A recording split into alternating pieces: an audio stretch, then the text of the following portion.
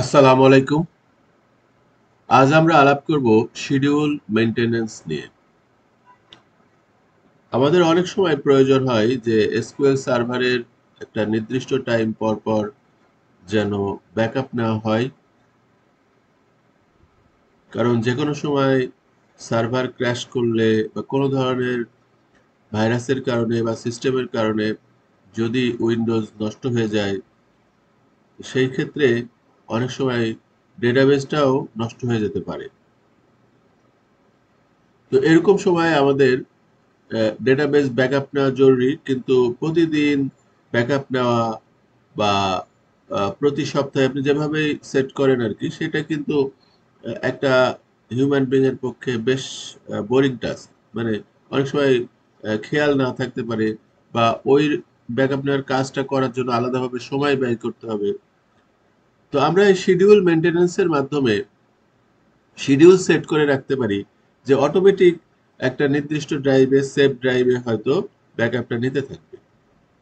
এটা একটা, ধরেন আমি যদি প্রতিদিন রাত্রি 12টা এরকম একটা টাইম করে দিই, বা রাত্রি 1টা, তাহলে সার্ভারটা যখন 24 ঘন্টা অনলাইনে থাকবে, তখন যখন ওই রাত্রি 1টা বা 12টা বাজবে, এই শিডিউল মেনটেন্যান্সের কারণে অটোমেটিক ব্যাকআপ নিতে পারবে। বা অন্য কোনো মেনটেন্যান্সের কাজও আপনারা এইভাবে শিডিউল করে সেট করতে পারেন। তো খুবই গুরুত্বপূর্ণ এবং খুবই দরকারি একটি বিষয় এই শিডিউল মেনটেন্যান্স। চলেন আমরা কিভাবে শিডিউল মেনটেন্যান্স করা যায় সেটা একটু দেখি। তো আমরা এসকিউএল সার্ভারে চলে গেলাম।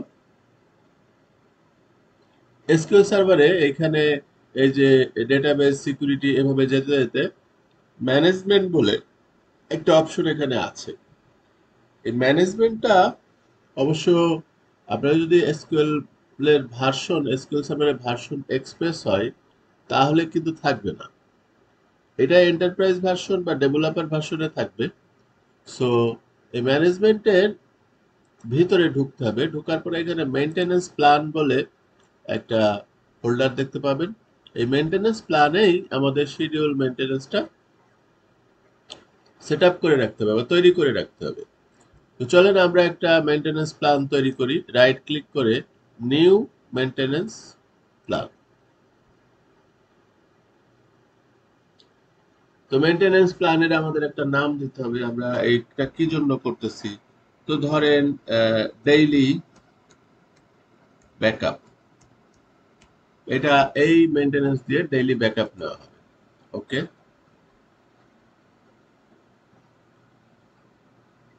এবার আমাদের ডেইলি ব্যাকআপ হবে। এখন ডেইলি ব্যাকআপের যে কাজটা, এই কাজটা হচ্ছে আমাদের সেট করতে হবে। ব্যাকআপ নেবে না অন্য কিছু করবে, সেটা এখানে সেট করতে হবে। সেটা করার জন্য আমাদের এই যে টুল বক্সে যেতে হবে। বাম পাশে এই যে ছোট করে টুল বক্স আছে, টুল বক্সে গিয়ে এইখানে এই যে মেইনটেনেন্স প্ল্যান টাস্ক, এখানে অনেক টাস্ক আছে, শুধু যে ব্যাকআপ নেওয়া না, আরো অনেক কিছু আছে। তো আমরা প্রথম টাস্ক যেটা আছে ব্যাকআপ ডেটাবেস, সেটাই আমরা করি। এই যে ব্যাকআপ ডেটাবেসটা আমরা ডবল ক্লিক করলাম, তাহলে ব্যাকআপ ডেটাবেসের একটা কাজ এখানে কিন্তু চলে আসলো। অর্থাৎ এই যে ডেইলি ব্যাকআপ, এই মেইনটেনেন্স প্ল্যানের কাজ হলো যে একটা নির্দিষ্ট টাইম পর পর ডেটাবেস ব্যাকআপ নেওয়া। এখন এই নির্দিষ্ট টাইম কখন, মানে সে প্রতিদিন কোন সময় ব্যাকআপটা নেবে, সেটা আবার আমাদের এইখানে একটা এই যে ক্যালেন্ডার আছে, ছোট্ট ক্যালেন্ডার আইকন আছে, সেখানে গিয়ে আমাদের সেট করে রাখতে হবে। তো আমাদের এই শিডিউল যেটা ডেইলি ব্যাকআপ যেটা আর কি আছে, এটাই থাক, এই নামই থাক। এখন আমরা এটা তো ডেইলি চাচ্ছি, তাই এখানে উইকলির পরিবর্তে আমরা ডেইলি দিব।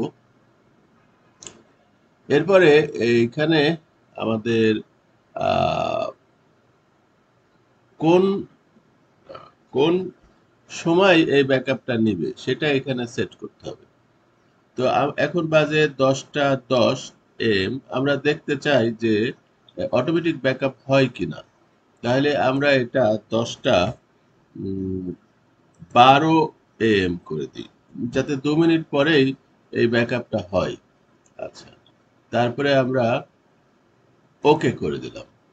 আচ্ছা।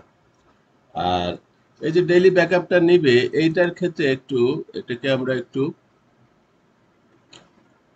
ডবল ক্লিক করে আমরা এখানেও একটু সেট করার ব্যাপার আছে, ডেটাবেসটা সেট করে দিই যে কোন ডেটাবেস ব্যাকআপ নেবে। আমরা সব ডেটাবেস চাচ্ছি না, আমরা হয়তো বাইক স্টোরটাকে চাচ্ছি, বাইক স্টোরটাকে ব্যাকআপ।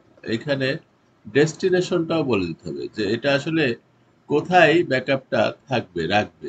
আমরা এখানে ডেস্টিনেশন অটোমেটিক একটা দিয়েছে, কিন্তু আমরা চাচ্ছি যে এটা এফ ড্রাইভের মধ্যে এটা দেখ। ওকে, এখন এফ ড্রাইভের মধ্যে এই ব্যাকআপটা অটোমেটিক তৈরি হবে। ও অবশ্যই এদিকে 12 বেজে গেছে, তাহলে কি আমার ব্যাকআপ হয়ে গেছে? আমরা যদি এফ ড্রাইভে যাই, আহ, না, আমার তো সেটিং করার আগেই 12 বেজে গেছে, যে কারণে এটা হয়নি। তো আমরা যেটা করি যে আবার নতুন করে আমরা ক্যালেন্ডারটা রিশিডিউল করে দিই। এখন আবার 14 আছে, এখন সময় আমরা এটা 15 করে দিই। 15 করে দিয়ে আমরা ওকে করি এবং এখানে সেভ করি। তাহলে আমাদের ঠিক 15 যখন বাজবে তখন আমাদের এফ ড্রাইভে আসলে সিস্টেম থেকে তৈরি করা কোনো ব্যাকআপ নাই। আমরা একটু 15 পর্যন্ত অপেক্ষা করি, আশা করি এখানে একটা অটোমেটিক ব্যাকআপ চলে আসবে। একটু আমরা অপেক্ষা করি। 15, এই যে 15 বেজে গেছে, এই যে ব্যাকআপ কিন্তু তৈরি হয়ে গেছে। দেখেন বাইক স্টোর ব্যাকআপ এই কোন সময় সে নিয়েছে, সময় সহ সে ব্যাকআপটা তৈরি করে দিয়েছে। তাইলে আমার এই বাইক স্টোরের ব্যাকআপটা কিন্তু অটোমেটিক প্রতিদিন এই সকাল আহ 10টা 15-তে হইতে থাকবে ডেইলি। এটা আমাকে আর বারবার এটা করা লাগবে না, শিডিউল ব্যাক মেনটেনেন্স বা শিডিউল ব্যাকআপ এটা হয়ে থাকবে। এইভাবে আপনারা যে কোনো কাজের শিডিউল সেট করে রাখতে পারেন এবং আপনি আপনার সেই কাজটি একটা নির্দিষ্ট সময়, এইখানে জব শিডিউলিং সাথে পার্থক্য হলো জব শিডিউলিং দিয়ে আমরা আপনারা মূলত যেটা করতে পারবেন সেটা হচ্ছে যে ডেটাবেজের ডিএমএল এর কাজ করতে পারবেন, ডেটাবেজের আপডেট, কোনো ডেটার update, data delete, data insert. আর এই মেনটেনেন্সের মাধ্যমে আমরা যেটা করতে পারি এখানে যেমন ব্যাকআপ নেওয়া, ডেটাবেজ ইন্টিগ্রিটি টাস্ক ক্রিয়েট করা, এক্সিকিউট এসকিউএল সার্ভার এজেন্ট, এই ধরনের কাজ কিন্তু মানে পুরোটাই অ্যাডমিনিস্ট্রেটিভ কাজ। এই অ্যাডমিনিস্ট্রেটিভ কাজগুলির মধ্যে যেমন এই ডেইলি ব্যাকআপ নেওয়া, এটাও কিন্তু একটা অ্যাডমিনিস্ট্রেটিভ কাজ ছিল। তো কিভাবে অ্যাডমিনিস্ট্রেটিভ কাজ শিডিউল মেনটেন্যান্সের মাধ্যমে করা হয় সেই ব্যাপারটা আজকে এই ভিডিওতে আপনারা জানতে পারলেন। আশা করি আপনাদের ভিডিওটি ভালো লেগেছে। ধন্যবাদ সকলকে।